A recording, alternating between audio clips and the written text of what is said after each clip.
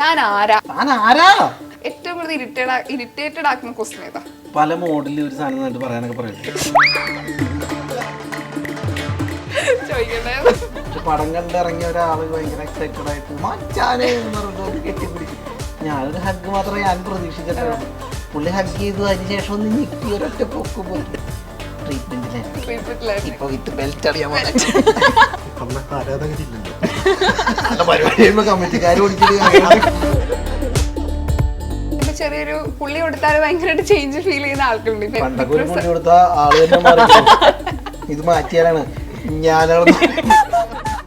കാരണം പുള്ളിക്കാരി ചെയ്താ അത് ഗ്യാരണ്ടിയാണ് എന്ന് പറയുന്നത്. ഞാനത് നോക്കിയിരിക്കും. റാഫി സാറിന്റെ ഈ സാത്വിക ഭാവം മാത്രമേ ലോകം കണ്ടിട്ടുള്ളൂ. മറ്റൊരു പോകും എനിക്കറിയാം. ചിലര് ഇൻപുട്ട് കേൾക്കാൻ കൊടുത്ത് നമ്മുടെ ക്ലാരിറ്റി പോകും. അയ്യോ ഇത് മൊത്തം പൊളി. അതെന്റെ ഒരു ഉദാഹരണം പറയൂ. അതേ കണ്ടോ പുതിയത് നരകണ്ട ഇലവ് പറയണതിന് മുമ്പുള്ള ഒരു സാധനമുണ്ട്. അത് ചിന്നുവിനുണ്ട്. ഈ സാധനം താനൊക്കെ വളരെ നീറ്റായിട്ട് ചെയ്യുന്ന ആൾക്കാരാണ്. നമുക്ക് പുതുതായിട്ടൊന്നും ഇല്ലാത്ത ചില ഇന്റർവ്യൂസിന് ഇരിക്കേണ്ടി വരാറുണ്ട്. ഹായ് ഹലോ നമസ്കാരം. താൻ ആരാ എന്ന ഏറ്റവും പുതിയ ചിത്രത്തിന്റെ വിശേഷങ്ങളുമായിട്ട് ഇന്ന് എൻ്റെ കൂടെ ജോയിൻ ചെയ്യുന്ന 3 പേരാണ്. ഒരുപാട് സ്നേഹത്തോട് സ്വാഗതം ചെയ്യുന്നു. നമസ്കാരം. താനാരയുടെ ട്രെയിലർ കണ്ടു. കാണുമ്പോൾ തന്നെ അറിയാം ഒരു കോമഡി പടമാണ് ഞങ്ങൾക്ക് വേണ്ടി നൽകിയിട്ടുള്ളത് എന്ന്. എങ്കിലും ഞാൻ ചോദിക്കുകയാണ്, താനാര എന്താണ് പ്രേക്ഷകർക്ക് നൽകാൻ വേണ്ടി പോകുന്നത്? അത് ഈ പറഞ്ഞത് തന്നെയാണ്. ആ ഒരു മുഴുനീള കോമഡി സിനിമയാണ്. അതാണ് ഒറ്റ വാക്കിലുത്തരം. ഇപ്പൊ കോമഡി പടങ്ങൾ വർഷങ്ങളായിട്ട് നമ്മൾ കാണുന്നുണ്ട്. എപ്പോ വന്നാലും നമ്മുടെ തിയേറ്ററിൽ ഫുൾ ആയിരിക്കും. ആളുകൾക്ക് കാണാൻ ഭയങ്കര ഇഷ്ടമായിരിക്കും. അപ്പോൾ എന്താണ് വിഷ്ണുചേട്ടൻ ഏറ്റവും കൂടുതൽ അട്രാക്ട് ചെയ്തത് ഈ സിനിമയിൽ? അല്ല, ഈ താനാര പോലത്തെ ഒരു തമാശപ്പടം വന്നിട്ട് ഒരുപാട് നാളായിട്ടുണ്ടോ? കാരണം ഇത് ഇച്ചിരി ലൗഡായിട്ടുള്ള അങ്ങനത്തെ ഒരു പരിപാടിയാണ്. അപ്പോൾ ഇത് ഇങ്ങനത്തെ ഒരു സിനിമ വന്നിട്ടേ കുറെ നാളായി എന്നുള്ളൊരു ഫീലുണ്ട്. അതുകൊണ്ട് തന്നെ ചെയ്യാനൊരു പേടിയും വടിയൊക്കെ ഉണ്ടായിരുന്നു. സത്യം പറഞ്ഞാൽ എനിക്ക് ഭയങ്കര ഇതാണ് അങ്ങനെ ലൗഡായിട്ട്. പക്ഷെ ഈ കഥയും ഈ ക്യാരക്ടേഴ്സും ഒക്കെ ഡിമാൻഡ് ചെയ്യുന്ന ഒരു ഇത് അങ്ങനത്തെ ഒരു പെർഫോമൻസും കാര്യങ്ങളാണ്. അപ്പോൾ ചെയ്തു വന്നു കഴിഞ്ഞപ്പോൾ മൊത്തത്തിൽ നോക്കുമ്പോൾ എല്ലാവരും രസമാണ്. ചിന്നു ചേച്ചി ഞങ്ങള് ട്രെയിലർ കാണുമ്പോൾ ഞങ്ങൾ ഇതുവരെ കാണുന്നത് ചിന്നു ചേച്ചിയാണ്. അത് മേക്ക് ഓവർ ആണ്, ഇത്രയും കുറച്ച് അണിഞ്ഞൊരുങ്ങി അങ്ങനെയൊക്കെ വരുന്ന ഞങ്ങൾ ആദ്യമായിട്ടാണ് കാണുന്നത്.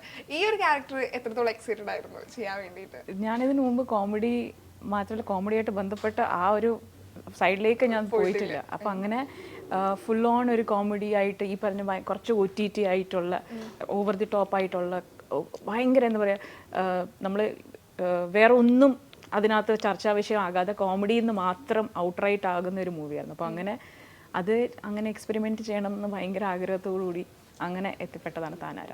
ഈ കാസ്റ്റിംഗ് ഭയങ്കര ഡിഫറെന്റാ. അപ്പം ഈ താനാര ഇപ്പൊ എഴുതുന്ന സമയത്ത് ഇവര് തന്നെ വേണമെന്നുണ്ടായിരുന്നു, അതോ ഫുള്ളായിട്ട് ഡയറക്ടറിന് കൊടുക്കുകയാണോ ചെയ്തത്?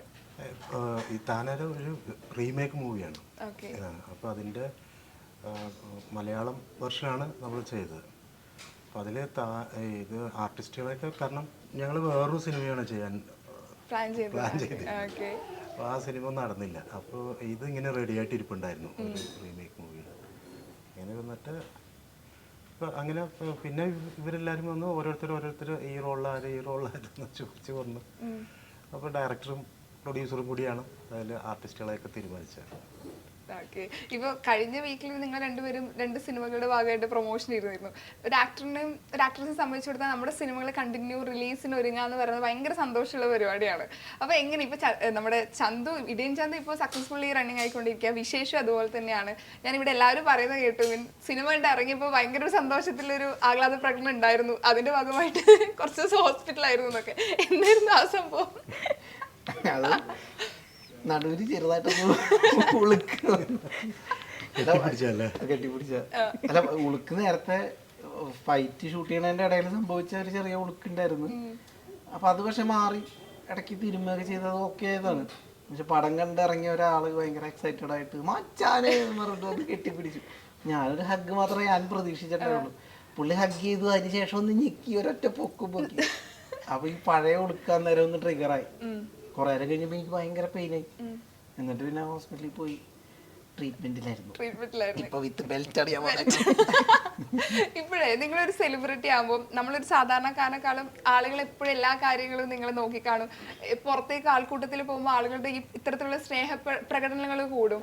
അങ്ങനെ എന്തെങ്കിലും ഒരു എക്സ്പീരിയൻസ് കിട്ടോ നിങ്ങൾക്ക് മറക്കാൻ പറ്റാത്ത ഈ ആൾക്കൂട്ടത്തിൽ പോയിട്ട് ഇതുപോലത്തെ വളരെ ഫണ്ണി അല്ല എങ്കിൽ കൂടെ നിങ്ങൾക്ക് ഓർമ്മിക്കുന്ന ഇതുപോലെ മറക്കാൻ പറ്റാത്ത റാഫി സാറിന്? ഇല്ല, ഇതിന് കൂടുതലും ആർട്ടിസ്റ്റുകൾക്കാണ് സംഭവിക്കുക. ഇങ്ങനെ വന്നിട്ട് സ്റ്റേജ് ചെയ്യണ സമയത്തൊക്കെ ഉണ്ടാവല്ലോ, അന്ന് ആരാധകരില്ലല്ലോ, പരിപാടി കമ്മിറ്റിക്കാർ ഓടിച്ചിട്ട് എങ്ങനെ ഐഡന്റിഫൈ ചെയ്യില്ലേ ആളുകൾ? ഇത്ര വർഷമായില്ലേ, റാഫി സാറിന് അറിയാതെ ആരെങ്കിലും ഉണ്ടോ? അല്ല, അങ്ങനെ ഒരു ഇത് എനിക്ക് വന്നിട്ടില്ല. അങ്ങനെ ഒരു പറഞ്ഞിട്ട് അങ്ങനെ വലിയൊരു ബഹളം ഒന്നും എല്ലാവരും കാണുമ്പോ ഹലോ എന്നൊക്കെ പറയുന്നല്ലാതെ. ഇവിടെ ചിന്നി ചേച്ചി അങ്ങനെ ഉണ്ടോ?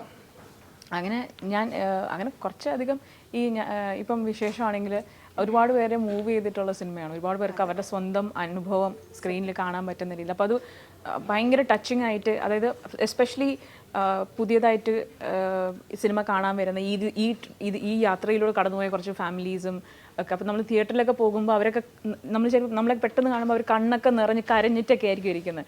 അപ്പോൾ അങ്ങനെ അവരുടെ കുഞ്ഞുങ്ങളെ നമ്മൾക്ക് ഇൻട്രൊഡ്യൂസ് ചെയ്ത് തരിക, അവരുടെ ഫാമിലി ഇൻട്രൊഡ്യൂസ്. അപ്പോൾ അതൊക്കെ ഭയങ്കര നമ്മൾ ഇങ്ങനെ ഒരിക്കലും മറക്കാൻ പറ്റാത്ത കാര്യങ്ങളിൽ ഒന്നാണ്. ഈ ആക്ടറിന് ഇപ്പൊ ചില ആൾക്കാർക്ക് മേക്ക് ഓവർ കൊടുക്കുമ്പോൾ ഭയങ്കരമായിട്ട് ഇപ്പൊ ചെറിയൊരു പുള്ളി കൊടുത്താൽ ഭയങ്കരമായിട്ട് ചേഞ്ച് ഫീൽ ചെയ്യുന്ന ആൾക്കാരുണ്ട്. ഇപ്പൊ ദിലീപേട്ടനായാലും നമ്മുടെ ഇത് മാറ്റിയാലാണ് വിക്രം സാറായാലും കമൽഹാസനും ഒരു മേക്ക് ഓവർ തന്നെ ഫേസിൽ കൊടുക്കാൻ പറ്റും. പക്ഷെ ഈ +2 കാലഘട്ടം അല്ലെങ്കിൽ ചെറിയ കാലഘട്ടത്തിൽ അതേ നടൻ മാറണമെങ്കിൽ വിഷു ചേട്ടനാണ് ഏറ്റവും കൂടുതൽ പോസിബിലിറ്റി. കാരണം ഈ ഒരു ബ്ലേഡിന്റെ ആവശ്യം മതി. ട്രോള് കണ്ടിട്ടുണ്ടായിരുന്നോ? അത് സന്തോഷമാണോ? മീൻസ് ഒരു ആക്ടറെ സംബന്ധിച്ചിടത്തോളം പിന്നെ തീർച്ചയായിട്ടും സന്തോഷമാണ്. അല്ല, ബ്ലേഡ് മാത്രമല്ല കേട്ടോ, അതിന് മാത്രം പണിയുണ്ട്.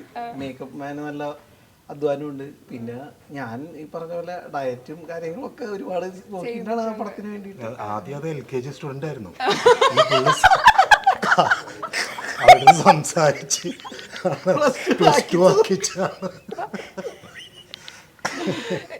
ഇപ്പൊ നിങ്ങളുടെ ഒരു സെറ്റിൽ ഇപ്പൊ ഇതുപോലത്തെ ഒരു കോമഡിയാണോ? ഞാൻ ഇന്നലെ ഇന്റർവ്യൂ ചെയ്തപ്പോ നായിക പറഞ്ഞിട്ടുണ്ടായിരുന്നു ആദ്യമായിട്ടാണ് പുള്ളിക്കാരി ഈ നായിക മീൻസ് ഇങ്ങനെ കോമഡി ചെയ്യുന്നത്. കൂടെ ഉള്ളത് കട്ടൊക്കെ കോമഡികൾ പറയുന്ന ആളുകളാണ്.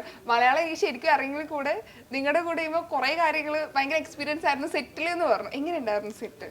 അടിപൊളിയായിരുന്നു. നല്ല എന്താ പറയാ, എടുക്കുന്ന സീനുകളും ഹ്യൂമറാണ്. അപ്പം അല്ലാണ്ടുള്ള അതിനു വേണ്ടിയുള്ള പ്രിപ്പറേഷൻ പരിപാടികളൊക്കെ ഞങ്ങൾ അന്നേരം ചിൽ മോഡാണല്ലോ. രസമായിരുന്നു. ഷൈജേട്ടനും അജു ചേട്ടനും ദീപ്തിയും എല്ലാവരും ഉണ്ടായിരുന്നു. കരിയറിൽ വരുമ്പം നമ്മളൊരു സിനിമ റിലീസ് ആവുന്ന കൂട്ടത്തിൽ തന്നെ കണ്ട് ഇറങ്ങുന്നവർക്കൊരു ഇൻഫോർമേഷൻ അല്ലെങ്കിൽ ഒരു ഓക്കെ ഇങ്ങനെയും നമുക്ക് ആളുകൾക്ക് ചിന്തിക്കാം, ഒരു മെസ്സേജ് കൂടി തരുന്ന കഥാപാത്രങ്ങളാണ് ചിന്തിച്ച് കൂടുതലായിട്ട് ചെയ്തിട്ടുള്ളത്. അപ്പം അത് എപ്പോഴും ആ സിനിമകൾ റിലീസാകുന്ന സമയത്ത് അത്തരത്തിലുള്ള സിനിമകളാണ് ചൂസ് ചെയ്യാന്ന് പലപ്പോഴും തോന്നിയിട്ടുണ്ട്. അത് മനഃപൂർവ്വം അങ്ങനെ ചൂസ് ചെയ്തതാണോ? ഇനി ഇപ്പോഴത്തെ വെറൈറ്റി കഥാപാത്രങ്ങൾ ചൂസ് ചെയ്യുന്ന ഒരു ഡിഫറെൻ്റ് ആയിട്ടുള്ള റോളുകൾ ഞാൻ ചെയ്യണം എന്നതിൻ്റെ ഒരു പരിശ്രമം കൂടിയാണോ? അല്ല, തേടി വരുന്നത് നല്ല സിനിമകൾ എടുക്കുന്ന ആൾക്കാരുടെ നല്ല കഥകളും നല്ല കഥാപാത്രങ്ങളുമാണ്. അപ്പം അതിനകത്ത് എനിക്ക് സെലക്ട് ചെയ്യാൻ പറ്റുന്നുണ്ട്. അപ്പം എനിക്ക് കാണാൻ ഇഷ്ടപ്പെടുന്ന, ഞാൻ ചെയ്യാൻ ആഗ്രഹിക്കുന്ന കഥാപാത്രങ്ങളാണ്. അപ്പോൾ അങ്ങനെ കുറേ നമ്മൾ ഇങ്ങനെ വളരെ വളരെ ഡിഫറെൻ്റ് ആയിട്ടുള്ള കാര്യങ്ങൾ ചെയ്യുന്നതിൻ്റെ ഇടയ്ക്ക് കോമഡിയും കൂടെ ചെയ്യണമെന്ന് എനിക്ക് ഭയങ്കര ആഗ്രഹം ഉണ്ടായിരുന്നു. അപ്പോൾ അങ്ങനെയാണ് താനാരയിൽ വന്നെത്തിയിരിക്കുന്നത്. അപ്പോൾ താനാരയിൽ അങ്ങനെ ഒരു മെസ്സേജിങ് ഒന്നും ഉള്ള ഒരു സിനിമയല്ല.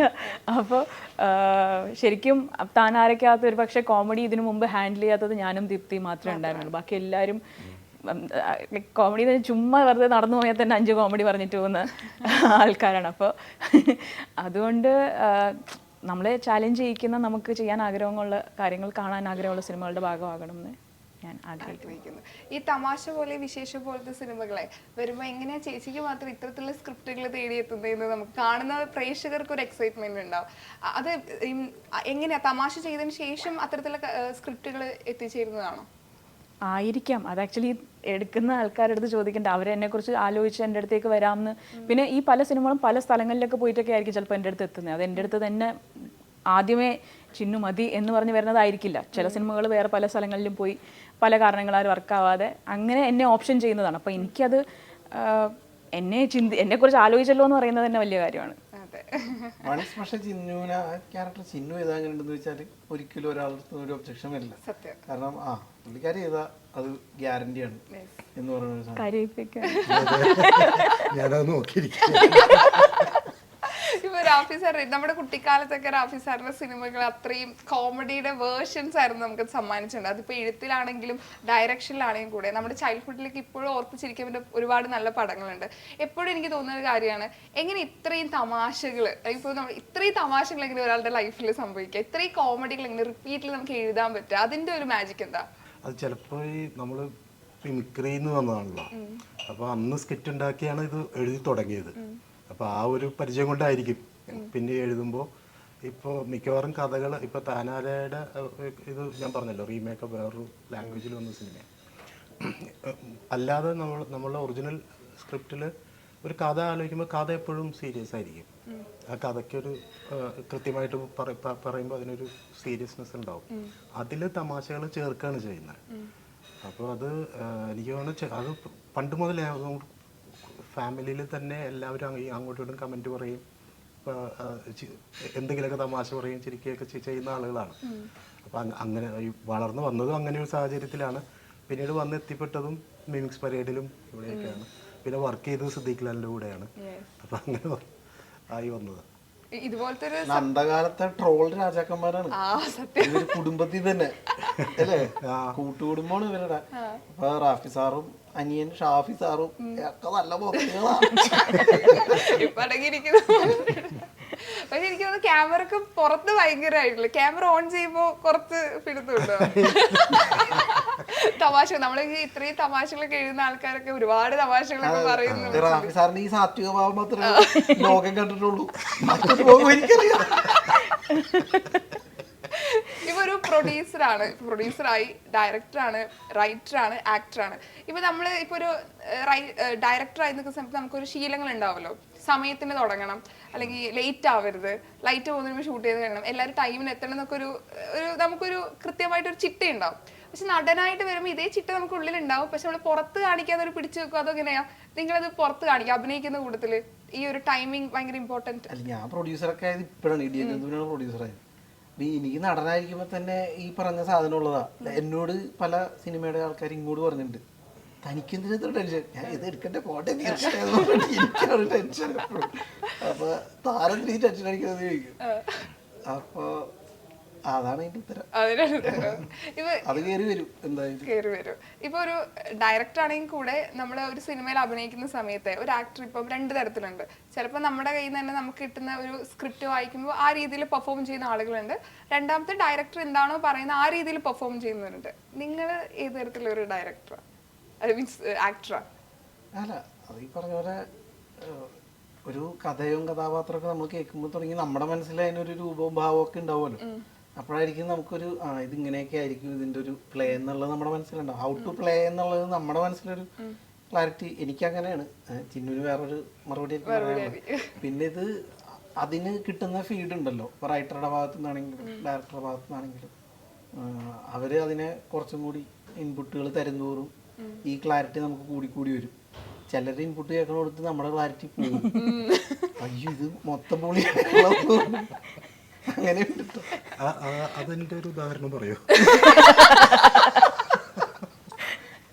അല്ല, അത് എൻഡ് ഓഫ് ദി ഡേ പക്ഷെ എന്നാലും നമ്മളല്ലേ ഇത് ചെയ്യേണ്ടത്. അപ്പൊ നമ്മൾ കൺസീവ് ചെയ്ത ഇതിലേക്ക് തന്നെ ആയിരിക്കും കൂടുതൽ ഒരു ചായ്വ് ഉണ്ടാവുള്ളൂ എപ്പോഴും. അപ്പോഴും ഈ പറഞ്ഞ പുള്ളിക്ക് ഇപ്പൊ ഡയറക്ടർക്കോ റൈറ്റർക്കോ ഇതല്ല ഉദ്ദേശിക്കണെന്നുള്ളതിന് അതിനൊരു സംസാരിച്ചൊരു ധാരണയിൽ എത്തും എന്തായാലും ചെയ്തു വരുമ്പോഴേക്കും. എങ്ങനെയാ, ഡയറക്ടർ ആക്ടറാണോ? അത് ആക്ച്വലി ഡയറക്ടർ എങ്ങനത്തെ ഡയറക്ടർ ആണെന്നുള്ളതനുസരിച്ചിരിക്കും. ചില ഡയറക്ടേഴ്സിന് അവർ എഴുതി വെച്ചിരിക്കുന്ന, അവർ പറഞ്ഞിരിക്കുന്ന സാധനത്തിന് അപ്പുറം ഇപ്പുറം ഒന്നും വേണ്ടെന്ന് പറയുന്നവരുണ്ട്. ചിലവർ നമുക്ക് എന്താണ് സിനാരിയോ എന്ന് പറഞ്ഞു തന്നിട്ട് അതിൽ നിന്ന് നമുക്ക് അങ്ങോട്ടും ഇങ്ങോട്ടും മൂവ് ചെയ്യാനുള്ള സ്പേസ് തരുന്നവരുണ്ട്. അപ്പം ആ ഡയറക്ടർ ഇവൻച്വലി ഡയറക്ടറിന് എന്താ വേണ്ടതെന്ന് അനുസരിച്ച്, so you could probably call me A directors actor, but ആ ഡയറക്ടറിന് എന്നാ വേണ്ടത് എന്നുള്ളതിൽ ആണ്. ചിലവർ നമ്മൾ ചെയ്യുന്നത് നോക്കി അവർക്ക് ഇഷ്ടപ്പെടും, അപ്പോൾ അതിൽ ഇഷ്ടപ്പെട്ട ഭാഗം മാത്രം ഓക്കെ ഇത് ആഡ് ചെയ്തോളൂ മറ്റത് വേണ്ടെന്ന് പറയുന്നത്. അങ്ങനെയൊക്കെ യു ഗെറ്റ് ടു വർക്ക്. അത് ഡയറക്ടർ അനുസരിച്ചിരിക്കും. ഒരു ഉള്ളിലൊരു ഡയറക്ടർ ഉണ്ടോ? ഇല്ല ഇല്ല ഇല്ല. ഇപ്പൊ അല്ല, അത് നല്ല പണിയുള്ള പണിയാണ്. അത് എക്സ്പീരിയൻസും അറിവും ഒക്കെ ഉള്ളവർക്ക് വിട്ടുകൊടുക്കാനാണ് എനിക്ക്. പക്ഷേ എന്തെങ്കിലും പടം പ്രൊഡ്യൂസ് ചെയ്യണം എന്ന് ഭയങ്കര ആഗ്രഹമുണ്ട്. ആഗ്രഹമുണ്ട്. അതെ. നിങ്ങൾ കഥയൊക്കെ ഉണ്ടോ പുതിയതായി?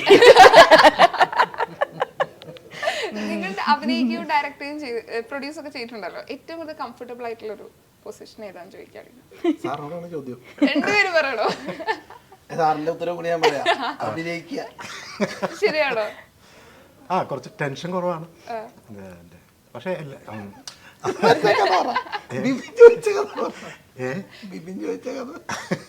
എന്തായിരുന്നു ഇത്? അല്ല, ബിപിൻ ഒരു ദിവസം ഭയങ്കര സങ്കടത്തിലിരിക്കുന്നു. അപ്പൊ എൻ്റെ അടുത്ത് വന്നിരുന്നു. അപ്പം ഞാൻ അഭിനയിക്കാൻ പോയിരിക്കാം കേട്ടോ. അപ്പോൾ അതിൽ ബിബിനും അഭിനയിക്കുന്നുണ്ട്. പിന്നെ ഞങ്ങൾ രണ്ടുപേരും കൂടെ അവിടെ ഇരിക്കുമ്പോൾ ഞാൻ ഒരു സ്ഥലം വാങ്ങിച്ചിട്ടുണ്ട് ഉള്ളിൽ.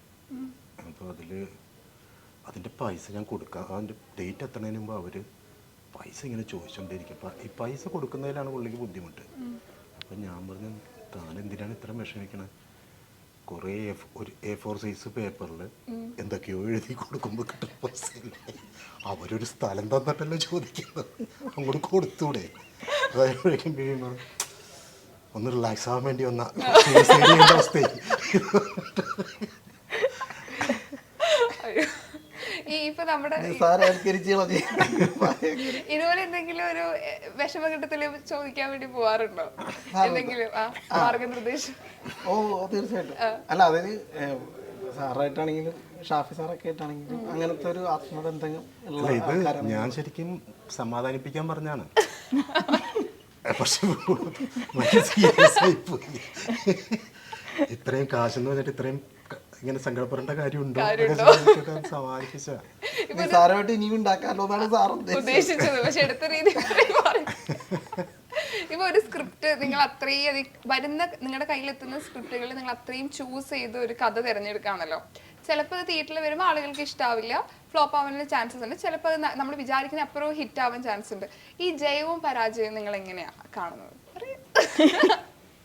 ആർക്കും മറുപടിയില്ല. അത് രണ്ടും നമ്മൾ കടന്നു പോയല്ലേ പറ്റുള്ളൂ. ഇപ്പൊ വിജയം ഉണ്ടാവുമ്പോ നമ്മൾ ഭയങ്കര ഹാപ്പി ആയിരിക്കും.